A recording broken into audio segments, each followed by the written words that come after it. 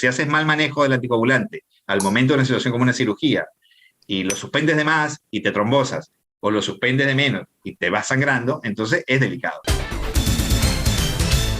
Doctor, seguimos con personas que no quieren vacunarse porque supuestamente les van a poner un chip.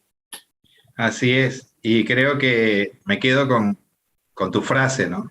Que es la que se acuña hoy en día, porque es la realidad al final, que el COVID grave y el COVID que mata se está dando en el grupo de los no vacunados. No hay que prestarle más atención a noticias falsas, a noticias que tratan de tergiversar la realidad, de que si te vacunas te da COVID igual, por supuesto. Pero qué diferencia enorme hay entre que me dé un COVID leve, moderado, a que me dé un COVID crítico que me pueda generar muerte. Salen por todas partes testimonios. Hay un médico también que habla tipo puertorriqueño, que trabaja en la Florida, que dice, está lleno el hospital y todos los pacientes críticos son pacientes no vacunados. Entonces, como tú bien dijiste, adoptemos la frase, hoy el COVID crítico es un COVID de los no vacunados. No hay duda, doctor. Pero bueno, ya que nosotros estamos, digamos, no sé si en Ecuador, pero yo tengo entendido que la gente sí se está vacunando y muchísimo, doctor. Así que yo creo que es una gran noticia para nuestro país. Excelente. Pero vamos a hablar de otros temas, que es la trombosis venosa y arterial. Es un tema que la gente sabe poco, ¿ah? Por ejemplo, ahorita que lo toqué me comenzaron a doler las piernas. Psicosomático, inmediatamente. Pero realmente, ¿cómo podemos prevenirlo y cómo detectarlo a tiempo si va a pasar? ¿O es una enfermedad silenciosa? Claro. Bueno, interesante la forma de plantear la pregunta. Mira, porque en realidad está en la respuesta y hay dos posibilidades. Uno, ¿podemos prever que alguien vaya a tener una trombosis venosa? Sí. ¿Cuándo? En el contexto clínico o quirúrgico de situaciones que se sabe son factores de riesgo para padecer trombosis venosa. Básicamente los quirúrgicos. Hay cirugías de bajo, moderado, alto y muy alto riesgo para padecer fenómenos trombóticos. Muy alto riesgo es operarse una prótesis de rodilla, una prótesis de cadera o una cirugía por cáncer abdominal o pelviana. ¿Qué tenemos establecido para eso? Que al haber una posibilidad real y muy alta de tener un fenómeno trombótico en el perioperatorio de esa situación, entonces uno toma medidas preventivas o profilácticas. De hecho, eso en medicina lo llamamos un esquema farmacológico de profilaxis para la prevención de trombosis venosa.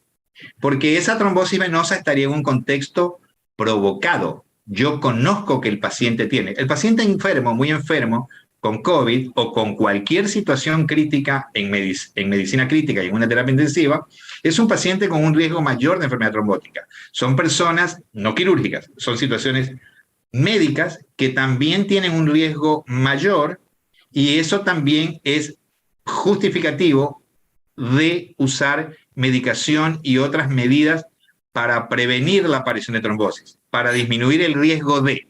Ese es un grupo. ¿Ya? El otro grupo, es como pero que... hablemos de este grupo que es como consecuencia de una cirugía. Yo me acuerdo que el esposo de una chica muy conocida acá, famosa, que sale en televisión, murió de eso. Tuvo una operación en la rodilla y yo no sé por qué, no tomó sus medicamentos después, no sé el caso específico, pero murió de una trombosis. Y cuando yo le consultaba a mi hermano Lalo, que vive en España, me dice, pero ¿será que no tomó adecuadamente la medicina luego? Pareciera mentira, doctor. Luego de una operación, si uno no se dosifica la medicina de la manera adecuada, como te la manda el médico a la hora correcta, puede haber un accidente terrible en la salud. Correcto. Y es interesante que sepas y que sepan que lo que el médico te dice es producto de los estudios de investigación clínica que establecieron esas pautas. Por eso la dosis debe ser tal, porque cuando se hacen los estudios clínicos para poder establecer, hablando de fármacos, dosificación de un fármaco para una situación determinada, se hacen estudios comparativos entre dosis y un montón de cuestiones y se establece cuál termina siendo la dosis con los mayores beneficios y los menores prejuicios. Entonces, cuando uno va a hacer prevención o profilaxis de enfermedad trombótica venosa, tiene que saber manejarlo y entender que hay situaciones como las que yo comenté de la cirugía oncológicas, digamos por cáncer abdominales y pelvianas, o las prótesis de rodilla y cadera que son de muy alto riesgo. Hay otras que son de menos riesgo. Y de hecho hay algunas que no necesitan terapia con fármacos. Basta con tener movilización precoz. Te operas de un apéndice, de una vesícula, te vas a mover al día siguiente, pues no pasa nada. ¿Ya? Pero si vas a tener una postración en cama o algunos días en cama, bueno, eso es mayor riesgo trombótico. Igual en los pacientes en contextos no quirúrgicos, sino pacientes con enfermedades clínicas, con enfermedades médicas. ¿Ya? Los pacientes de terapia, todo lo que se generó con el COVID, que se puso tan de moda, que sea trombótico, bueno, esa es una realidad de toda la vida para nosotros los médicos. Siempre ha pasado eso. Entonces tenemos que ver cómo es la prevención. Eso de un lado. Pero de otro lado hay un grupo muchísimo más apasionante, que son las personas que estando en perfecto estado de salud, un día hacen una trombosis. Sí. ¿Ya? Entonces, al no haber un condicionante para que se haya generado mayor riesgo de trombosis, uno dice, esta trombosis venosa profunda de las piernas que puede ir al pulmón y llamarse tromboembolismo de pulmón, está en un contexto no provocado. Entonces, de entrada decimos, trombosis venosa, ¿provocada o no provocada? El no provocada significa que no hay un contexto o una situación basal por la cual uno tenga más riesgo. Entonces, en esa persona, tú tienes que ir a investigar qué situación tiene a nivel genético, básicamente, que ha codificado que tengan ciertas alteraciones en las proteínas de la coagulación y de la anticoagulación. Y ese es un tema supremamente interesante, porque esa es una patología que le puede afectar a cualquiera, a ti, a mí, a quien sea, y un día tiene una trombosis típica en sitios comunes, en las piernas o en el pulmón, o en sitios no comunes, que fueron las que se relacionaron de alguna manera con las vacunas de COVID al inicio, que hubo todo ese rum, que al final no fue ni tan ni muy, que es en sitios no comunes, decimos, que son en las venas de los senos venosos cerebrales, en las venas cerebrales, o en las venas del abdomen, que se llaman mesentéricas o portales. Entonces, todas estas cosas las vemos en la medicina siempre. Y cuando tú tienes un paciente con una trombosis venosa sin un contexto que la provoque, hay que ir a estudiar por qué la tuviste. Y ahí se determinan factores que promueven la coagulación de manera espontánea. Se llaman factores protrombóticos. Y estudio. Déficit de un factor, que es el más común, que se llama factor 5 de Leiden. Estudio si el paciente tiene un gen de la protrombina 2210. Estudio si tiene déficit de proteína C, déficit de proteína S, déficit de vitamina 3, o si tiene un síndrome que se llama antifosfolípido, que es una entidad supremamente interesante entre las enfermedades trombóticas, en este caso autoinmunes y trombóticas, que predispone, según la situación, este síndrome antifosfolípido, un estado protrombótico, predispone en el grupo de mujeres embarazadas a abortos recurrentes y en los pacientes clínicos a trombosis venosas y disminución del número de plaquetas. Es una de las causas de trombosis con plaquetas bajas. Entonces es una cosa muy, muy, muy interesante, porque es estudiar a alguien que está sano, que en realidad un día hace un evento, tú lo vas a estudiar y no era tan sano. Tenía una marca que lo predisponía a tener eso. Y de eso hay muchos acá. Cuando hablamos de muchos, ¿de qué hablamos? ¿De qué porcentaje se está hablando, doctor? Bueno, la verdad es que es un poco difícil establecer porcentajes en estos casos. No hay estadísticas del tema. Así como hay estadísticas yo cuando me refiero cardiovasculares o cáncer o ese tipo de cosas, ¿no? No llega a eso, pero la enfermedad, yo la verdad es que tal vez la expresión mucho fue el hecho de que a mí particularmente, como es un tema que me interesa, lo veo mucho y lo diagnosticamos mucho. Pero bueno, como prevalencia pero no es que uno se encuentra con trombosis no provocada. Lo que pasa es que yo, por ejemplo, que hago medicina interna, que veo variedad de pacientes, tengo un porcentaje importante de pacientes que están crónicamente anticoagulados, porque de hecho, los pacientes que tienen trombosis no provocadas, porque tienes un factor protrombótico, imagínate que yo te tengo que anticoagular y muy probablemente te tengo que dejar con anticoagulación. Dar pastillas para diluir la sangre, ¿no? Totalmente, dar pastillas para diluir la sangre. Hay como 3 grandes tipos de anticoagulantes. Unos inyectables que se llaman heparinas de bajo peso molecular. También hay un inyectable que es como una fracción de esa heparina que está compuesto por solo 5 pedacitos, 5 sacáridos, se llama penta de 5, pentasacáridos sintéticos, y están los anticoagulantes orales. La tradicional warfarina y cumarina, que era veneno para ratas en realidad, y hace unos 15 años, una novedad interesante, porque realmente hace mucho más fácil el manejo, que son lo que llamamos anticoagulantes orales directos, que no son como la warfarina, que no tienen tanta interacción con otros fármacos, que son más fáciles de manejar y que de hecho no requieren pruebas de coagulación para el control de la anticoagulación. Cuando usted dice interacción con otros fármacos, es el hecho de que de repente estos anticoagulantes pueden chocar con otras pastillas, otros medicamentos que esté tomando, y entonces es complicado, ¿no? Correcto. Okay. Es que piensa, yo creo que son temas lindos tomados muy ahí por, como cultura general, pero mira, piensa que todos los fármacos son una sustancia biológica, que corre algo, ¿no? O sea, tiene una cinética, un movimiento. Y esta cinética comienza por ser absorbido, distribuido, metabolizado o biotransformado y excretado. A nivel del metabolismo de los fármacos y la biotransformación, eso se hace en sistemas enzimáticos que pueden ser sistemas enzimáticos que también actúen en otras moléculas. Entonces se genera una interacción a ese nivel. De hecho, con alimentos. En el caso de la warfarina, si tú tomas alimentos verdes que tienen altas concentraciones de vitamina K, te saca la anticoagulación con la warfarina, porque la warfarina es un inhibidor de la vitamina K. Si yo te doy vitamina K a otro lado... Warfarina no pueden tomar vitamina K. No pueden. No, pues es que en realidad la warfarina tiene como intención, o su mecanismo de acción es ser un inhibidor de una enzima que se llama epóxido K reductasa. Entonces, yo no puedo inhibir algo y eso, entonces se entiende. Entonces, interacción de fármacos es básicamente que un fármaco y otro compitan por el mismo sitio que los metaboliza, que en general es una enzima a nivel del hígado de una familia muy amplia que se llaman las enzimas de la citocromo P450. Entonces, ¿qué sucede? Doctor, pero un paréntesis chiquito. Y cuando nosotros tomamos todas las vitaminas que nos tomamos ahora por el COVID y para tener la inmunidad alta, ¿hay interacción entre ellas que pueden ser perjudiciales?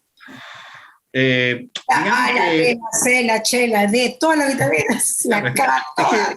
Es que el tema es ese, la necesidad real. Claro. La necesidad real o no de tomar tanta vitamina. Cosa. Claro, yo honestamente hay temas que me quedan un poco grandes porque no son tan claros como para que uno pudiera hablar de la manera más científica, más académica. ¿Qué quieres que te diga? Lo que sí es cierto es que es muy raro tener... Pero no se ha visto por muchos problemas con el tema, ¿no? Porque son vitaminas inocuas, o sea que no hacen daño. En principio sí, digamos que son inocuas y que probablemente no hagan daño, pero igual las hipervitaminosis pueden hacer daño. Tú puedes tener un problema de hipertensión intracraneal por hipervitaminosis A. ¿Sí?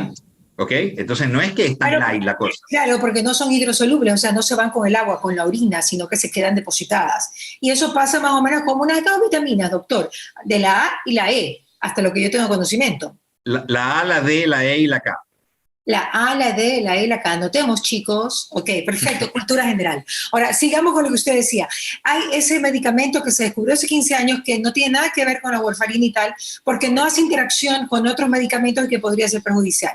¿Cómo se llama ese medicamento y qué hace? Esos medicamentos se llaman anticoagulantes orales directos. ¿Y qué hacen? Inhiben de manera específica uno u otro factor de la anticoagulación, no de manera general.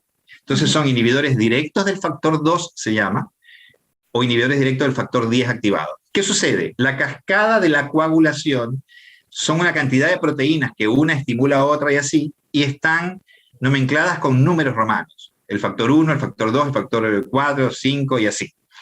Entonces, cada uno tiene una función y se sabe en qué parte de esta cascada participa.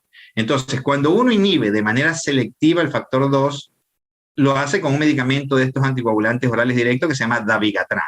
En el comercio el conocido es Pradaxa. Y cuando uno inhibe de manera selectiva el factor 10 activado, uno está haciendo eso y lo hace pues con un medicamento que se llama Rivaroxaban o Apixaban. Todos estos medicamentos tienen una industria que los hizo originalmente. A Rivaroxaban lo hizo Bayer, se llama Xarelto. Luego hay un genérico muy bueno, Sarevan. Y el Apixaban, que originalmente es de Pfizer, el Liquis, y acá tiene Roemers, uno que se llama Mantixa. Entonces tenemos estos anticoagulantes orales directos que uno puede usarlos y que uno ya predice cómo va a ser la anticoagulación, porque los estudios clínicos fueron diseñados. Doy esto, qué beneficio tengo, qué tal. ¿Comparado contra quién eran todos esos estudios? Contra lo único que había hasta ese momento, contra la warfarina. ¿Ya? Entonces fueron a mostrar dos cosas: si eran más eficaces o más seguros. Y en muchas patologías, excepto algunas muy pocas, los dos se pueden usar. Hay dos patologías en las cuales no hay forma de usar esos medicamentos porque no han sido útiles y hay que quedarse con la warfarina, que son el síndrome antifosfolípido y las personas que están operadas del corazón y que tienen una válvula mecánica. Ya. Esa gente hay que darle warfarina. ¿Cuál es el síndrome antifosfolípido, doctor? Perdóname. ¿Cuál es el síndrome antifosfolípido? Ya, el síndrome antifosfolípido es una enfermedad autoinmune por anticuerpos que se dirigen contra estructuras fosfolipídicas en las membranas, por ejemplo, fosfolípidos, que se han ido detectando muchos, que hay algo que unos se llaman anticardiolipina, antibeta-glicoproteínas, son anticuerpos que generan cuadros clínicos que te decía, en embarazadas pueden ser abortos recurrentes, pérdidas fetales recurrentes, y en las personas no embarazadas pueden generar plaquetas bajas, plaquetopenia y trombosis venosa. Entonces, cuando tú tienes un síndrome antifosfolípido, puede ser que lo tengas solito a él, se llama primario, no hay una causa secundaria. O puede ser que sea secundario a una enfermedad. ¿Cuál es la enfermedad autoinmune a la que más comúnmente se asocia con antifosfolípido? El lupus. De hecho, uno de los primeros antifosfolípidos se llamaba anticoagulante lúpico. Entonces, después se fueron descubriendo mucho más. Entonces, son enfermedades súper trascendentes para su manejo. Y esa situación clínica, por ejemplo, es una de las dos que te comentaba que no se pueden manejar con estos excelentes anticoagulantes orales directos que te hacen la vida muy fácil. Muy fácil. Porque manejar warfarina es un tema difícil. Tienes que manejar warfarina, tienes que medirte en la sangre un examen que se normatizó de forma internacional y por eso se llama razón internacional normalizada. El RIN, que muchas de las personas que nos van a estar escuchando lo van a reconocer. El RIN o INR es el test que deben hacerse los pacientes que toman warfarina para saber que están en rangos útiles de ovulación. Deben estar entre 2 y 3. Si tienen menos de 2, no estamos bien, se pueden trombosar. Y si tienen más de 3, no estamos bien porque pueden sangrar. Entonces son medicamentos con un margen terapéutico, con una ventana terapéutica muy estrecha, decimos nosotros. Un poquito te queda corto y un poquito te vas de largo, ¿ya? Entonces, los anticoagulantes directos son buenos, digamos. Doctor, pero definitivamente, los anticoagulantes han hecho que la vida se alargue de muchos pacientes, pero de muchos pacientes. Una cosa increíble. Imagínate hablando de eventos trombóticos venosos, que es lo que hasta ahora hemos hecho. Porque también existen, donde evidentemente, si tú tienes una patología, una mujer sana, que un día hace un evento trombótico, y tienes una trombosis de venas cerebrales, o mesentérica, o de la pierna y el pulmón. Caramba, si yo no logro anticoagularte y sostenerte en vida con eso, te vas a morir en uno de los eventos trombóticos. Claro, así es. ¿Ya? Entonces, medicamentos, lo que pasa es que son medicamentos súper delicados. Son delicados porque tú piensas en todo que el anticoagulante te licúa la sangre, entonces tu tendencia al sangrado es mayor. Por eso que te hay que estar muy bien controlado. Imagínate si te toca ir a una cirugía estando anticoagulado. Exacto. Entonces, ahí COVID estando anticoagulado también podría ser un problema, doctor. Claro. Los pacientes que van a cirugía para nosotros son todo un reto, porque en realidad uno tiene que saber qué va a hacer. Si va a parar la anticoagulación, si va a mantener la anticoagulación, o si va a hacer un switch, un bridge, un puente a otra sustancia en el perioperatorio. Todo en función de ¿qué? De considerar cuál es el riesgo de trombosis. Si yo suspendo la anticoagulación, y cuál es el riesgo de sangrado si yo lo dejo para la cirugía.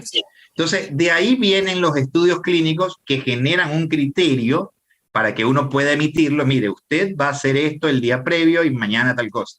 Pero para eso hay que dar una indicación precisa, porque si no te corres el riesgo de que si haces mal manejo del anticoagulante al momento de una situación como una cirugía y lo suspendes de más y te trombosas, o lo suspendes de menos y te vas sangrando, entonces es delicado. Entonces sí que son de altísimo impacto. La anticoagulación es un tema fundamental, que en realidad pues la idea sería que los médicos lo manejemos lo mejor posible, porque no es un tema menor. Doctor, ya para finalizar, cuénteme cuál es la recomendación final para todas estas personas que nos están escuchando, para que no tengan un evento de esta naturaleza y que pierdan sus vidas tan tempranamente, o a un pariente o a un cercano, pues habiendo ya soluciones para ello. Claro. Bueno, lo primero que tiene que hacer la gente es seguir los consejos médicos. Seguir los consejos. Un signo que a mí me gustaría marcar de alarma es cuando alguien está en la casa y dice, uy, tengo hinchadas las piernas, pero una está más hinchada que otra. Esa edema asimétrico, una más hinchada que otra, es lo primero que uno se le pasa a la cabeza es, tengo que hacerle un ecodoppler venoso y descartar que no tenga una trombosis venosa. Ya. No se queda en la casa sobándose la pierna porque cree que la tiene inflamada. El primer signo es ese. Sensación de falta de aire abrupta. Personas que pueden tener determinados cuadros clínicos, ¿no? Cualquier situación clínica que se va de la lógica, uno debería verla porque muchas veces uno tiene que ver con trombosis. Y lo otro... ¿Picazón en las extremidades o que se duerme en las extremidades? Eso no. No. Ok. Lo otro... Es un edema asimétrico. No, y lo otro que, bueno, lo dejaremos para otro día porque es amplio, es el tema de la trombosis arterial. Como también, solamente lo quiero dejar de paso, el impacto en la vida que tiene alguien que tiene una arritmia cardíaca y que esa arritmia cardíaca predispone a que forme trombos que pueden embolizarte al cerebro, al intestino o a las piernas y perder una pierna, perder un pedazo de intestino o quedarte, la primera causa, me quedo con un problema neurológico por un problema vascular cerebral, por un evento cardioembólico. Esa es una indicación de anticoagulación de por vida para tratar de disminuir el riesgo de eventos vasculares cerebrales a partir de un evento cardioembólico. Entonces ahí vienen las indicaciones de anticoagulación en temas arteriales, que no tiene nada que ver con las indicaciones de anticoagulación en temas venosos. Dios mío, es un tema larguísimo, pero lo dejamos pendiente, doctor Mariscal. Gracias por estar con nosotros, como siempre. Un abrazo, pues ya saben que estamos acá y esta entrevista con el doctor Mariscal ustedes lo van a ver en mi canal YouTube Mariela TV. ¿Qué pasa con Mariela? Llegó a ustedes gracias al auspicio de Nature's Garden, Interagua, UTEC, Pharmaton, Maggi, Engistol y Neurexan, VitaFoss, Diners Club, Calipto, Ceviches de la Rumiñahui, Municipio de Guayaquil y Peiles.